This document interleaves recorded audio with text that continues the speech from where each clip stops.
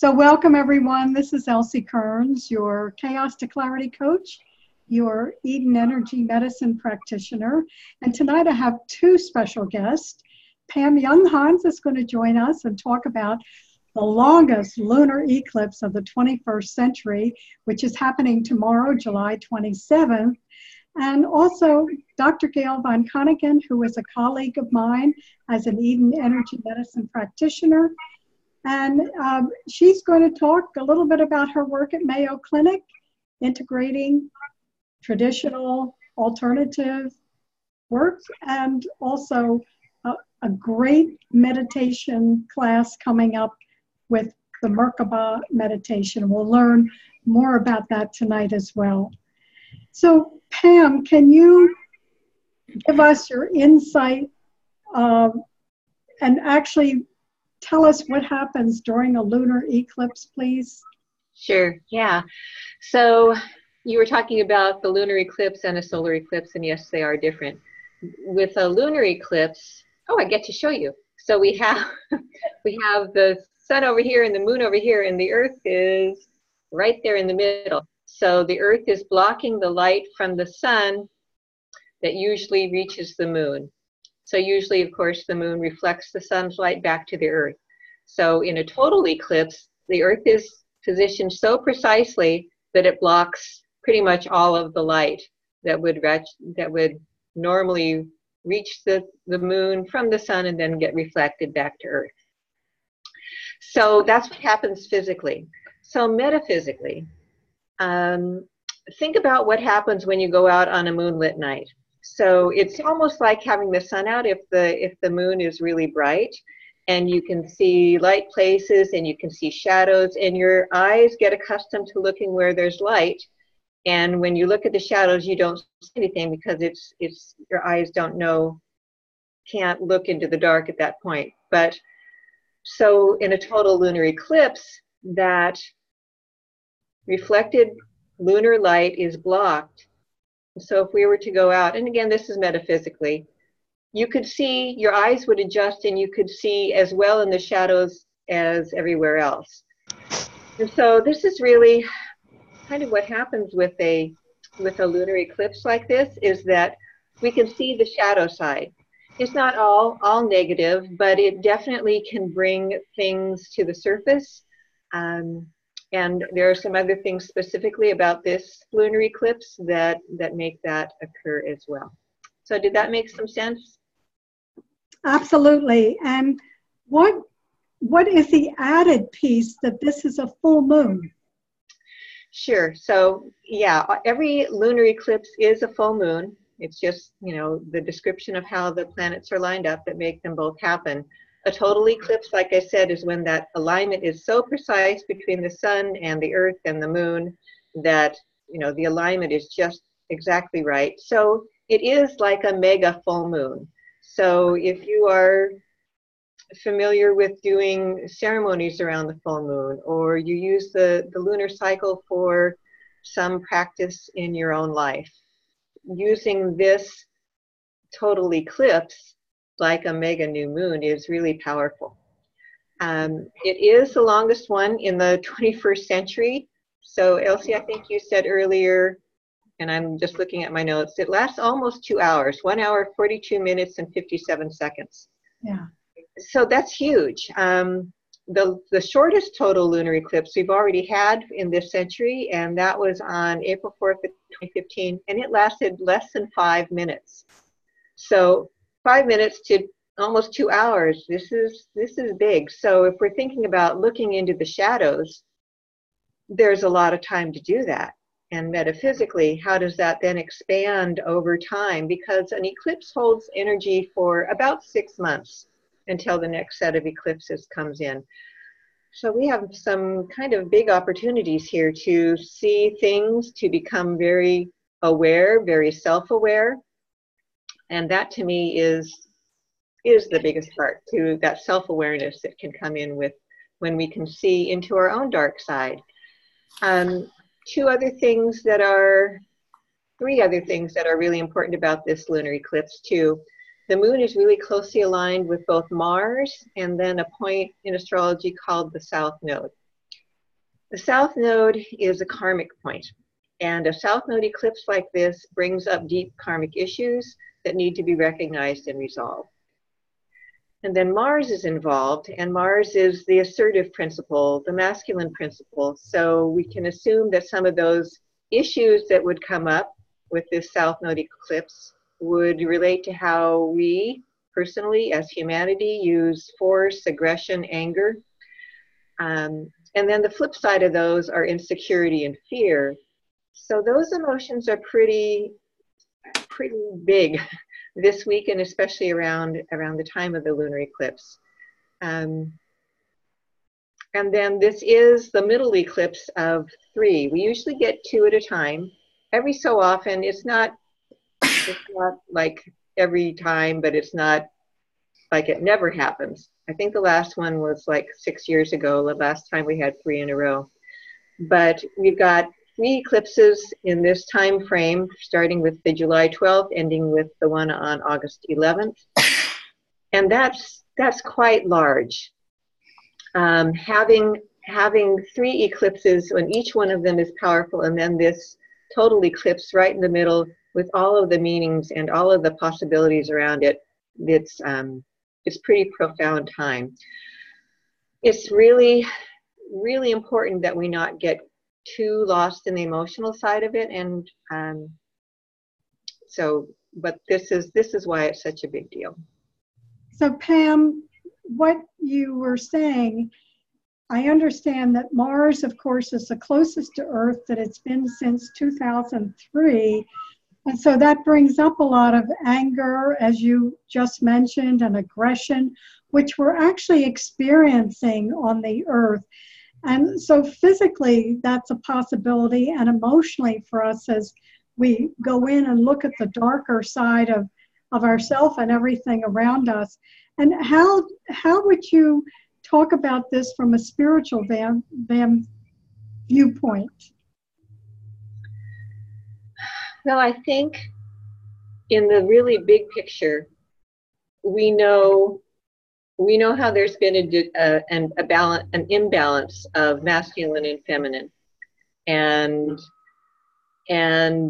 we've gone as a society, as a culture, as a humanity, really far into the negative of the masculine, which Mars represents both the positive and the negative. But since this is a south node eclipse and we're talking about resolving some issues, we're going to be looking at what's the negative side of Mars, and that is the aggression and the force.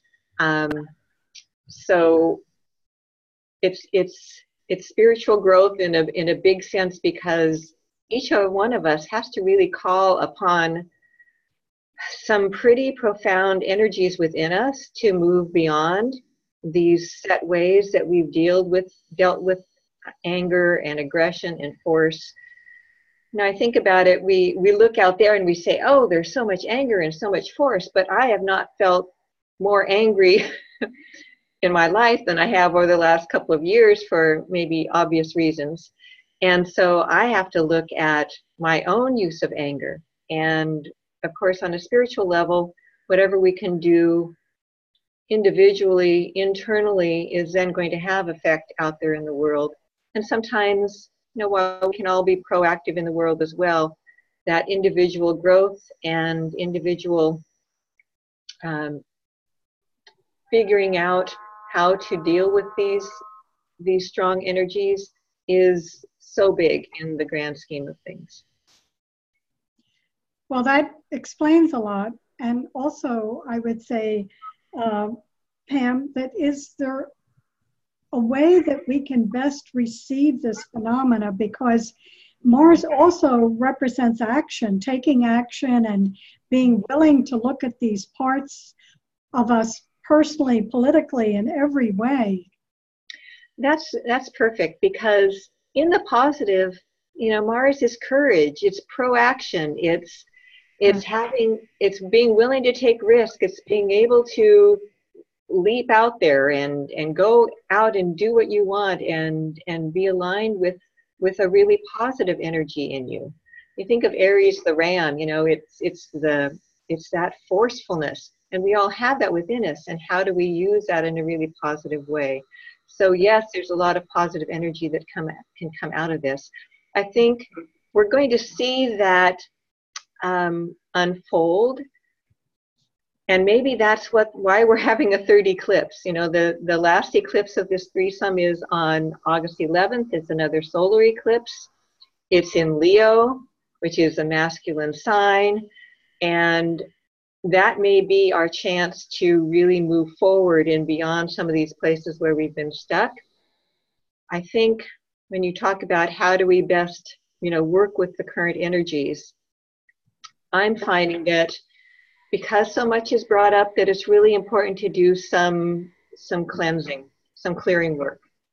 And there are lots of tools for this. And Elsie, I'm sure you can share from your work what you teach people, some good techniques for this. One of the ways that I use is calling in the violet flame and, you know, calling it to move through the different bodies, the emotional body, the mental body, physical body, etheric body, to burn away the residuals of some of the more negative manifestations of that Mars energy. And you can also burn it through timelines. You know, if you look back to a timeline when you were really angry and you didn't express it, or maybe expressed it too much, but you really feel kind of stuck in how that manifested, and your confusion about anger itself, you can burn the violet flame through that timeline too and release the energy and clear that away. So Pam, I'm going to share two things that people may find helpful for clearing things, and they're kind of easy and simple. And one way about clearing the energy through your aura is, I call it just swimming through your aura. Just imagine that you're doing that breaststroke and you're pushing out everything, anything that doesn't belong there at this time. And it usually feels good. And again, you're adding your intention to clear the energy. And then I want you to do the backstroke and clear what's behind you. That's and great. Use that as a way to just kind of very simply, you know, you just swimming through your aura. And then one other famous one that Gail and I know, this works with anger or frustration, and we call it the blowout, famous from Donna Eden's work. And all we do is let our knees be soft for our back so that we're not locking them. And then we just take our hands behind us. Imagine we gather all of that frustration up, bring it into a nice tight fist up over our head, and we blow it out with sound. And we usually use the sound of shh, which works with the liver. So it's shh. And again, you go behind you, gather all your frustration. Imagine you're putting it into a nice tight fist up above your head and blowing out shh. As you come down, open your hands and release it. So if you're on the call and you want to try that, I'm going to do it one more time. You just reach behind you. Imagine you're gathering all of that frustration, anger, whatever it is, above the head, and now down with one swoop and let it go. So how does that feel, Pam? You think that would help? I like that. I like that a lot. And I really, you know, the two ones at the beginning that were like swimming, I was thinking how water really represents our emotions. And so that makes even more sense. It's, you know, has that kind of level to it as well. But those are great. Thank you very much. Yeah.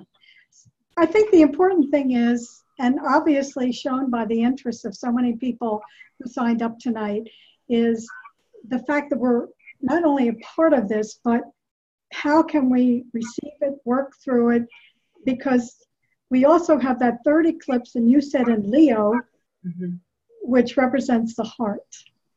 Exactly. And I think this is, I mean, I think everything is divinely planned. I think there's free will, but I think we have things that are laid out in perfect order for us. And I think, you know, we had that first eclipse on July 12th that was opposing Pluto, so dredging things up. We've got this lunar eclipse, which is big in many, many ways, but it's also the full moon after that eclipse on July 12th, which was dredging things up and exposing things. And then the third eclipse on August 11th, it just feels like an opportunity, like you said, from the heart. Leo rules the heart, to come from a new place within us. And so we can really use this whole idea of cleansing and clearing out as a preparation for then how we want to use that new moon on August 11th as well. Great, that's perfect. Now, the third eclipse, Pam, is that on the new moon? Yes, yeah. A solar eclipse is always a new moon, and a lunar eclipse is always a full moon. Okay, great. So I want to just come back here to the gallery view for a moment and see if we had one question.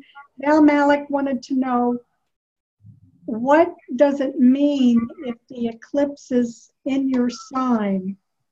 She wrote that in the chat. What does it mean when the eclipse is in your sign is her question, Pam. Well, it can be, especially if it's near your birthday. If the eclipse is within 4 days of your birthday, it's an especially powerful one for you, and you want to really take all of that intention of the eclipse and apply it to your life. It's helpful to know your astrology chart and know what area of the chart it falls in, because that'll tell us tell you what area of life is being renovated, is being shifted, where you're dredging things up and releasing. So that's a really important fact to have as you're working with an eclipse and your birth chart. In general, if you're an Aquarius, if you're an Aquarian and you have an eclipse like this one coming up tomorrow, you may resonate more with it than other people might. You might have it affect you more deeply. But anybody with this one that's tomorrow, anybody who has an important planet in their chart at early degrees of the fixed signs, so that is Taurus, it's Leo, it's Scorpio, and it's Aquarius, this eclipse is going to be working with you in a really strong way. And so it's not just people who are born in the sign that the eclipse is in, but also people who have important planets, especially the sun or the moon, in those other points. Yeah, I hope that helps with Val. And I want to go back to the gallery view and see if there's someone who would like to ask a question. And if so, you can go down to the lower aspect of the lower bottom of your box. And if you hit manage participants, you should see an area where you can raise your hand, or if you're on screen and you just raise your hand, we'll unmute you. Do I see anybody? Have any questions? Hi, Mary. How about you, Eric? Any questions? No? Okay, I just want to check, make sure that so Gail does have a question. Why is this eclipse so long versus others that are shorter? On a physical level, I really don't know. On a metaphysical level, I think it's because we need this. We need this depth. We need this cleansing. It's such a pivotal time in history, and we have so much work to do. We've got kind of big energies going on anyway. I actually don't know scientifically why it is. Maybe it's because the moon is closer to the earth, and so I really don't know. I should have looked that up, but I don't know off the top of my head. Sorry, Gail. Well, that's okay. And actually, I think it's really apropos that it's so long, because we are in the middle of such crisis, and seemingly in every part of the world, that it's going to give us a good long look at what's going on personally and globally for sure. Yeah. One other thing I want to mention about it too is, if you know very much about astrology and you hear the name of Uranus, you know that Uranus brings in very surprising events, very unexpected things. Uranus is strongly involved in this eclipse as well. And actually Mars and Uranus are going to be at exactly 90 degrees from each other on August 1st. So they're square in square aspect to each other. And that's a very powerful aspect, and it's woven into the energies of this eclipse as well. So more unexpecteds. If we remember, well, too much information, but so it's got uncertainties around it, potential for big changes involved in it as well. So it sounds like the possibility of a lot of surprises. Yeah, that is with Uranus, the phrase is expect the unexpected, and eclipses are kind of that way anyway. And then when you throw Uranus into the mix, it makes it doubly so in a sense. Well, gee, thanks, Pam. We'll check and see if there are any other questions later. And I want to ask Gail Von Konigan. Dr. Gail Von Konigan is nurse practitioner out at Mayo Clinic in Rochester, Minnesota. She's joining us tonight. And Gail, I'd like you to talk a little bit about what's going on in this combination and effort to bring traditional medicine and complementary alternative, because you're a very seasoned energy medicine practitioner as well as nurse practitioner, Reiki master, all of these things.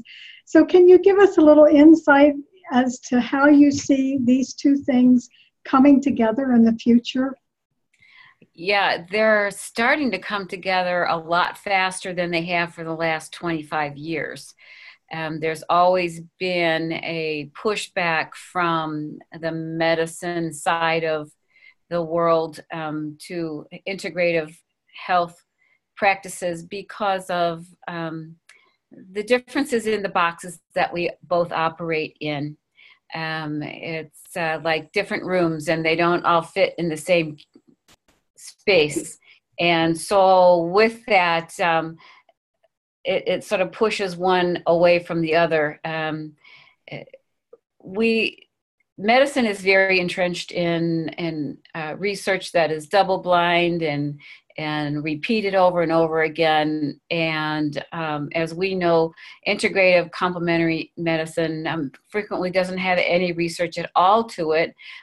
We've learned this from our masters from thousands and thousands of years ago that these things work, and we have patient, client proof that they work when we treat them, and we have all that anecdotal evidence, and we have evidence-based practices now that are showing that this is very real work, and it's opening up more doors. There's a huge push from nurses especially, and I have to credit the nurses at Mayo Clinic for this, because they really pushed hard for many years to get more integrative work recognized, and it has been. We're offering Reiki and energy medicine now, and massage therapy and other biofeedback types of things. So there's a lot more being done now than in the past. But it's hard to get others on board with it. I have to talk the talk. I have to talk like a researcher. I can't just talk like an energy practitioner. When I'm trying to help my physician and medical colleagues understand that this is real treatment and that there is a spiritual side to a body, not just a body in the physical form when they are sick. So I've kind of snuck in the back door and demonstrated many things and gathered my support system by them witnessing the work that I do in the hospital. to help them understand more and take it to the next level so that they can learn more and more about what it is that we do as healers. So Gail, I know that we talked about this before, but you had a couple of very simple like case situations that, you know, the doctors actually saw this worked. So can you give us just like one example from just a regular person who came in with an issue? Sure. One person that stands out is a gal who had severe migraine headaches, and she had a neurological coordination also that produced a lot of the headaches, and she was using narcotics to get rid of her headaches. And narcotics do not get rid of headaches. They just make us think we don't have them anymore because it dulls our senses so greatly. And what happens then is once the narcotic wears off, then rebound headaches take place because of the narcotic wearing off. And so she was about to get her shot of her narcotic, and I walked in the room to doing the rounds, and I stopped the nurse. I said, let's wait just a moment. And I spoke with the patient and asked her if she would be interested in any integrative treatment to try to get rid of her headache. And she said, sure, go ahead. So I worked with her for a total of 12 minutes. And I just used my little hands, my little magnet hands, and I placed one hand over her forehead and the other hand behind the back of her head. And I just held very lightly for those 12 minutes. And the headache started out at a 15 out of 10. So it was very bad. And within 4 minutes, it had come down to a 10. And it just gradually went down farther and farther and farther until at that 12-minute mark, there was no further headache. So narcotic was not necessary to use. I taught her how to do this herself. As I was working with her, I was talking about how to hold and how to do this and when to do it with a headache, which is like when it begins, not after it's full blown. And she never presented again with headaches. And I'd seen her a number of times for other issues in the hospital, but headaches were never one of them because she was doing this. And so, you know, most headaches will go away after 4 minutes. That doesn't always take 12, but hers was pretty severe when I walked in the room with her. So very simple, quick and easy things to do. And in the blessing of it all, it was witnessed by a physician colleague of mine, and he's talking about it yet today. And this was about 11 years ago. So I just heard the story told by him again about a week ago. So it's really nice. He's telling his other colleagues, this stuff works. I don't know how it works, but it does. We have to listen to this woman. So yeah, it's exciting. That is exciting, yes.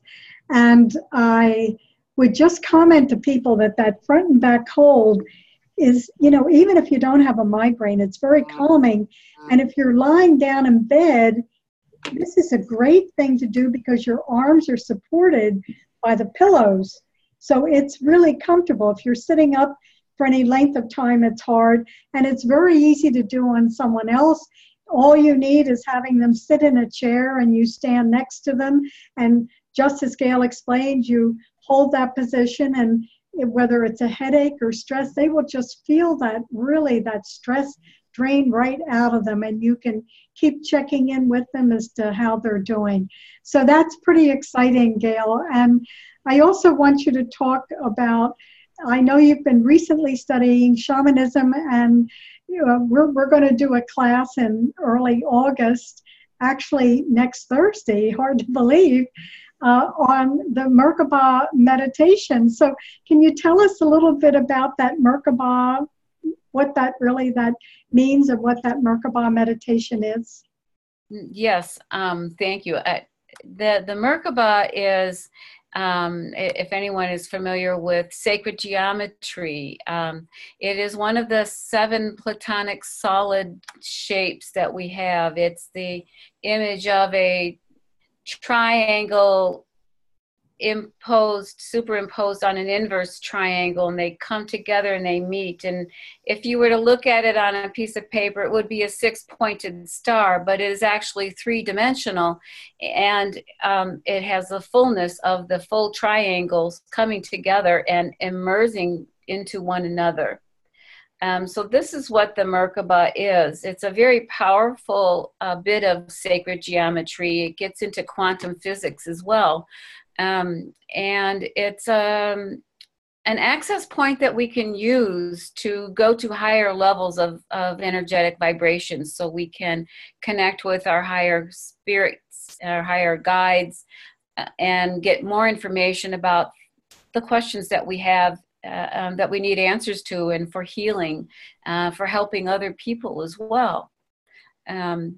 It is not a complex thing. It's a very simple thing. So even if you know nothing about sacred geometry, or about a Merkabah, or about Metatron's cube, that's another name that the Merkabah is known by, because of Archangel Metatron was given the power to hold this cube, and everything that's living in our universe can be found within this cube, in the structural composition of that being, or of that plant, or of that animal, or everything down to a grain of wood.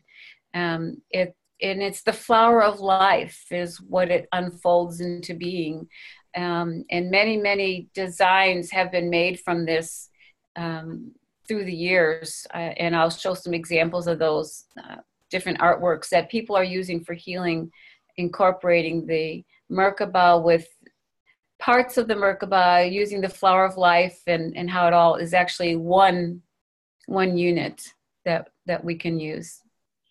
Well, I have to share something in that when we talked about that, and I had a situation last week where I knew that I had taken the outline and the actual pages that I needed to get printed for a class, and I had put them in a special place, but I could not find them. I had searched cabinets, files, I'd done everything that I could think of, and so I just kind of gave up.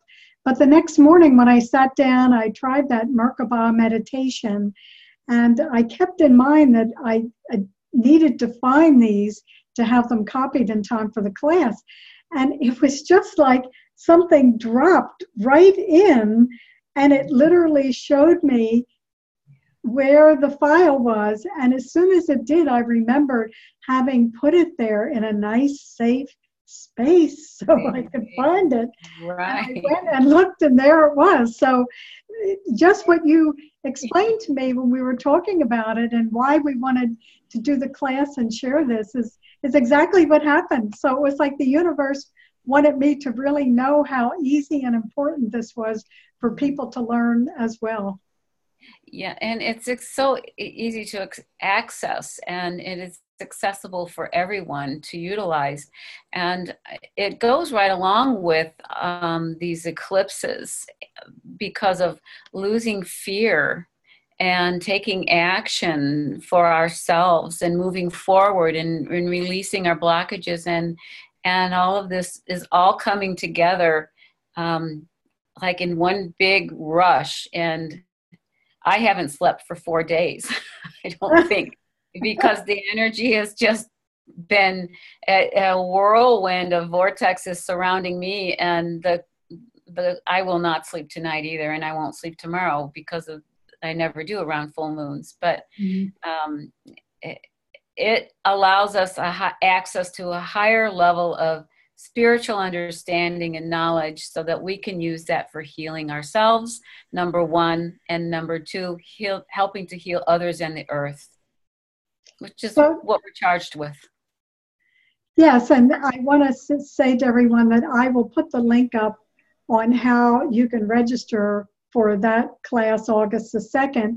And one of the bonuses of the class is that in addition to actually teaching the meditation on the class and talking about, being able to access higher information and spiritual involvement.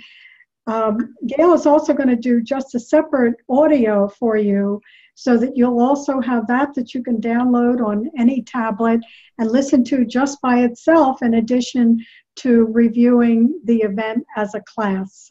So that'll be something to look forward to as well. I'm trying to get it down quick and not quick enough, but short enough that it's not too long to just stop for 5 minutes and listen to the recording, so that it's not a prolonged thing, because meditation is not an easy thing to do.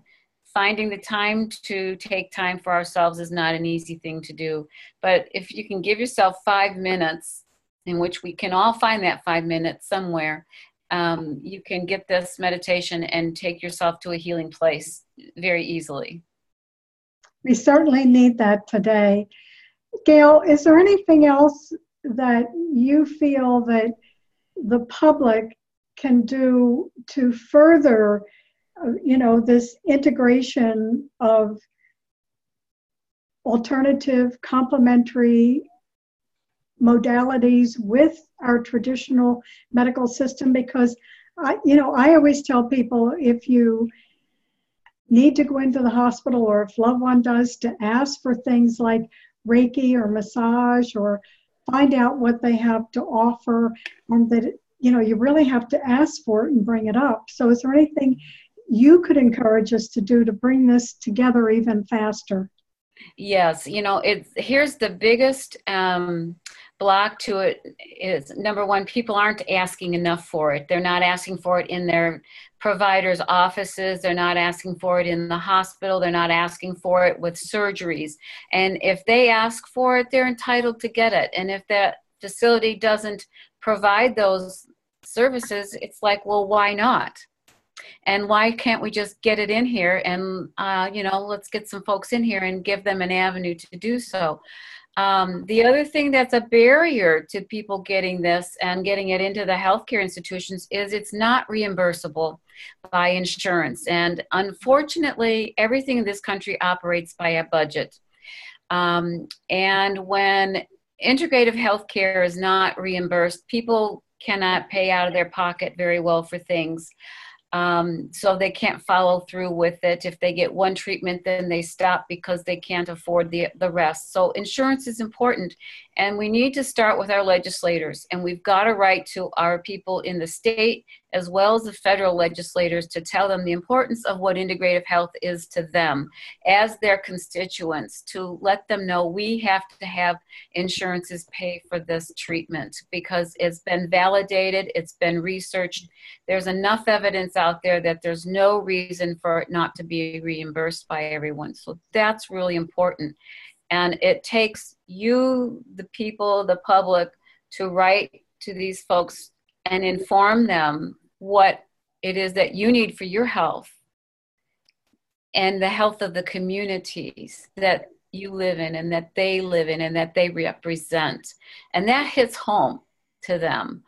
I was in legislation for 15 years, and those legislators count on us to educate them to the issues because they don't know any different. So if someone else walks into their office and tells them a story and no one else comes back in to tell them the real story, they're not going to know that there's a different side. So it's important that we educate our legislators to the importance of integrative healthcare as a holistic way of caring for our communities and our individual health.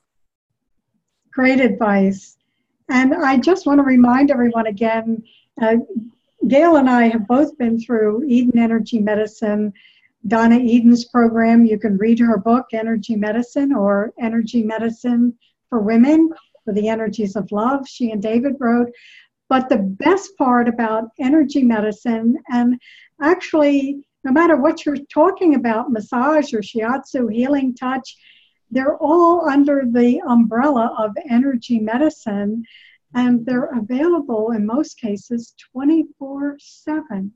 So notice that when Gail was talking about that case history, she said she was just using her electromagnetic hands, and we can all learn how to do the same thing.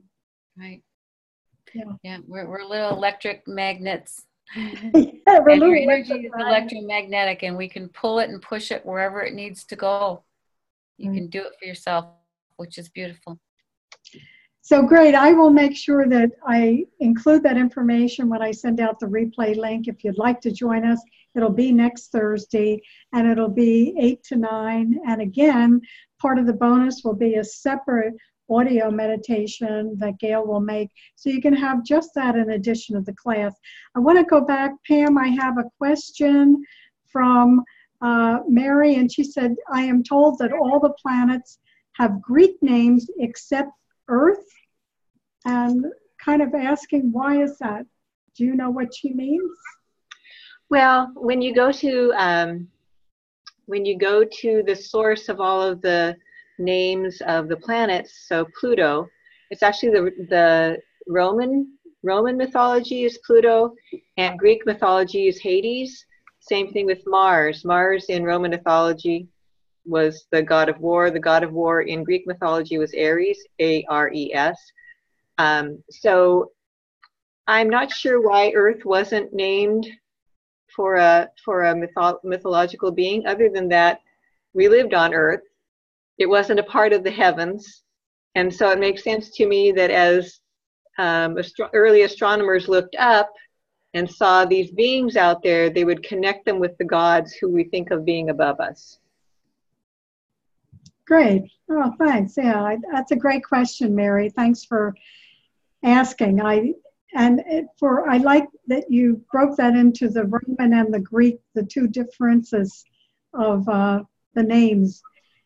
So if there are not any more questions, I want to go back to the gallery view and see if anyone has any questions. And then I want to lead us through a very brief meditation that we did last time. And we want to just kind of bless the chakra system and also, bless that endocrine system that is connected to the chakra system.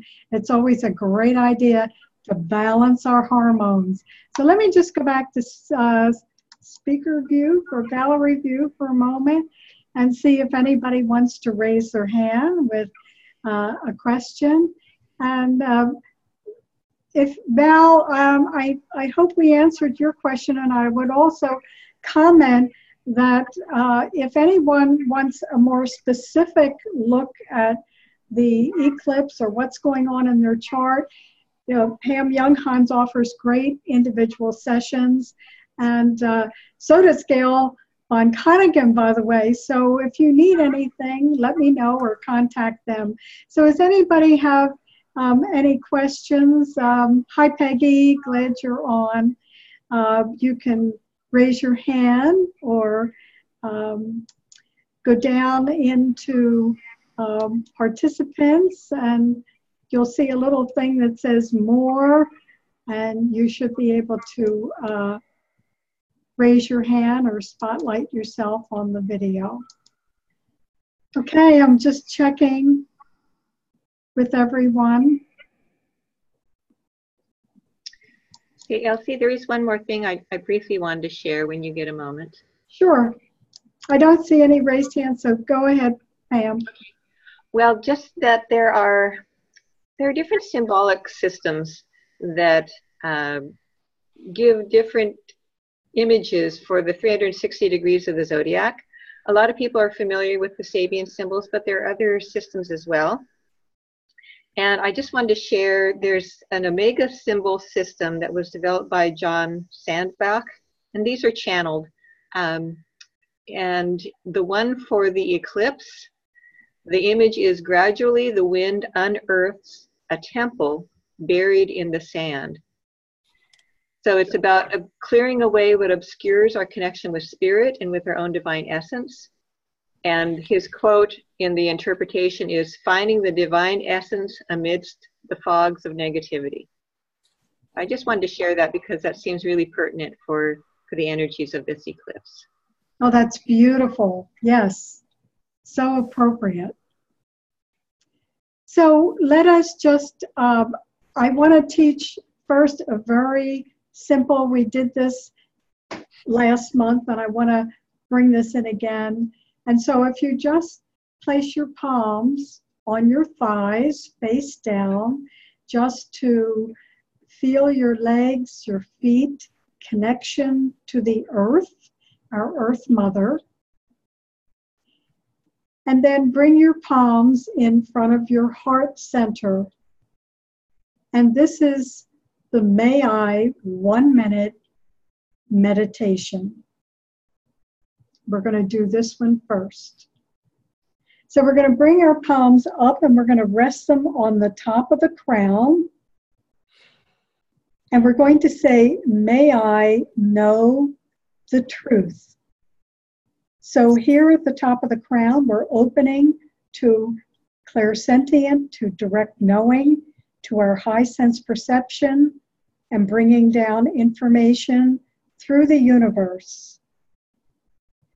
We take our palms and bring our thumbs right to the forehead, to the third eye area, and the sixth chakra governs both clairvoyance, seeing, and clairaudience, hearing. So may I see and hear the truth. We lower our palms just off the lips. May I speak the truth. We bring our palms to the heart center right between the breasts. May I speak the truth from my heart. We open our palms to all humanity. So let's do that again. We bring our palms together. Take a breath and just let go. We bring our palms to the top of the crown. And here, may I know the truth. Palms and thumbs right at the third eye, across the forehead. May I see and hear the truth. Palms and thumbs off the lips. May I speak the truth. Coming down right to the heart center. May I speak the truth from my heart to all humanity. Bring the palms together. Just take a moment, take a breath, let it go. And as we prepare to bless the chakra centers, let us begin by just placing one hand over the other at the heart center. Hold all of your being in love, honor, and reverence, just as you are in this moment in time.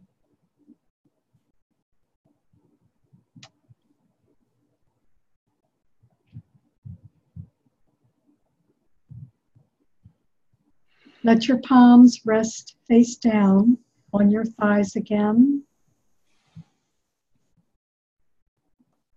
Close your eyes and take a breath. And we begin the blessings at the root center, at the root chakra.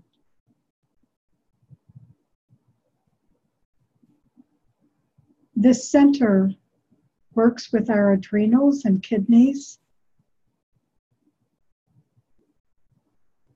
And the root center also works with our will to live and connecting us to the earth, feeling safe on the earth, feeling grounded and supported. So we take a moment to simply bless the root center, the adrenals, the kidneys, which are our main source of energy.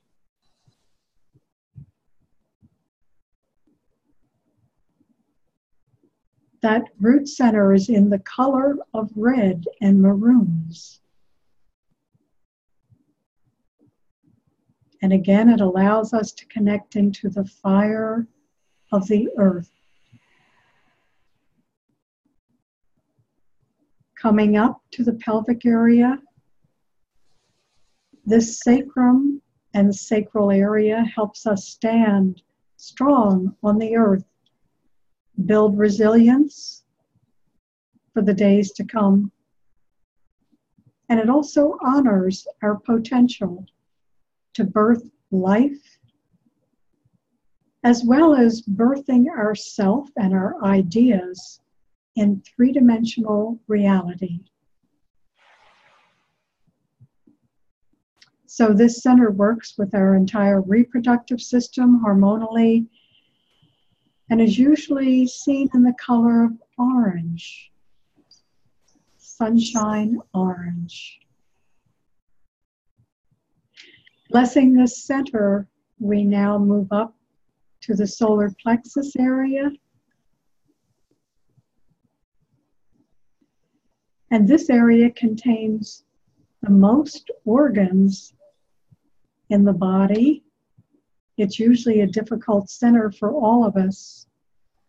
Remember, it holds liver and gallbladder, pancreas, spleen, kidney and adrenals sit in the back. It works with our ego, our sense of power, how we see ourselves in the world, how others see us, how we take care of ourselves. So we hold this center in a place of love and compassion. And this center is visioned in yellow, lemon yellow. As we bless this center, we move up to the heart, to the fourth energy center. And from the heart, we radiate colors of green, compassion, roses, love. And sometimes we even hear the heart chakra and center expressed as gold, golden heart. So from this center, we connect with all of humanity, and we have the opportunity emotionally to connect especially and deeply with loved ones.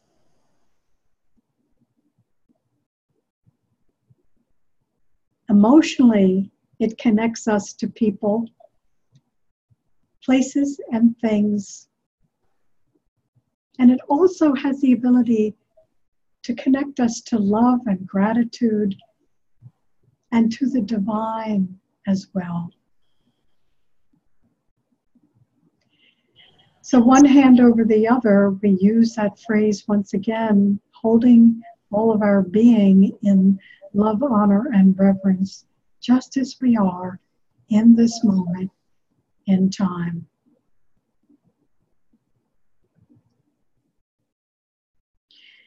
As we bless that heart center and move up, we come to the throat, and this is our center of expression.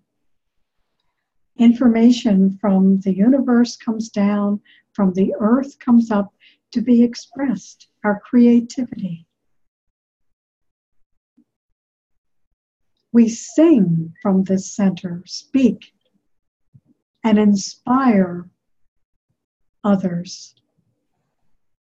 So from this center,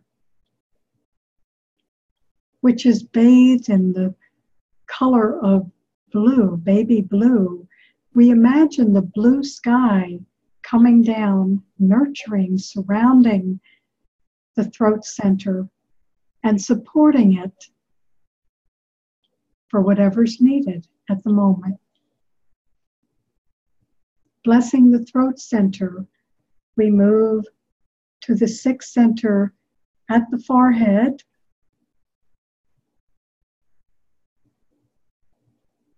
And this is visioned in beautiful lavenders.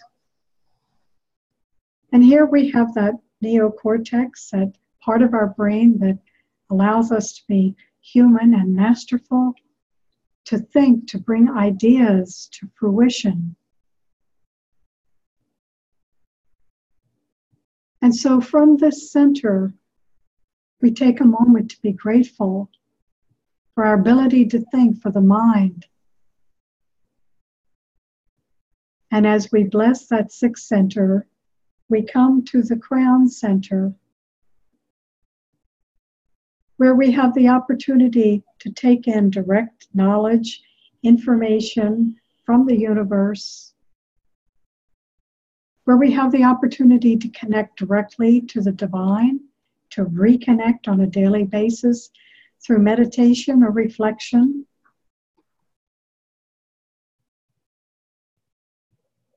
And this crown center allows us to receive, again, inspiration, divine inspiration, practical information, so that we can channel that right through us for ourselves and others.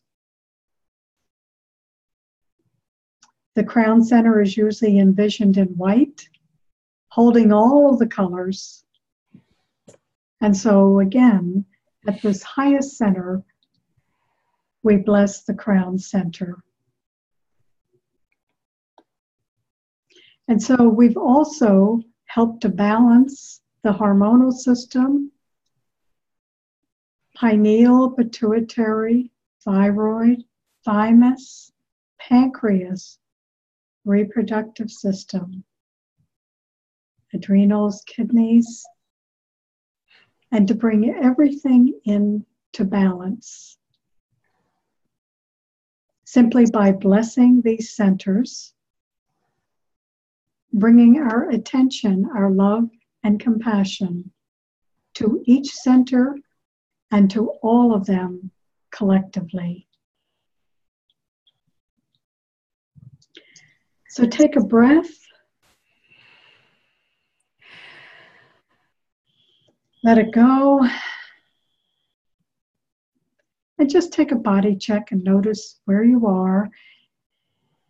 And one final time, one hand over the other at the heart center, and hold all of your being in love, honor, and reverence, just as you are in this moment in time.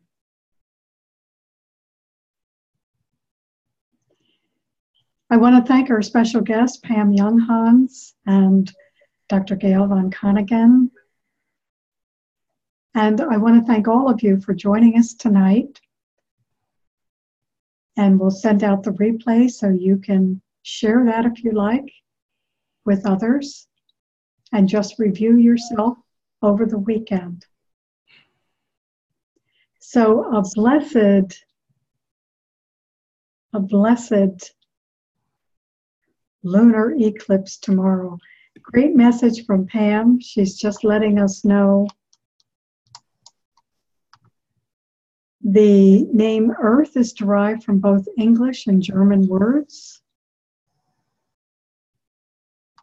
But whoever created that is unknown.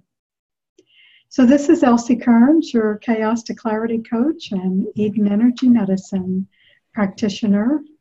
And I want to thank everyone for joining us tonight. And we will see you in August. This is a part of the Women Healing Women and the World Wellness Series. And I will be joining Gail Von Konigan. We'll be doing a Zoom next Thursday night, August 2nd, and I'll make sure you get all the details of that later on this evening. So I'm getting lots of thank yous on the chat. Appreciate that very much. And we'll see everyone next month. And hopefully we'll see all of you August the 2nd to learn that Merkabah meditation. Okay, thank you and good night, everyone. Thank you. Thank you, Elsie.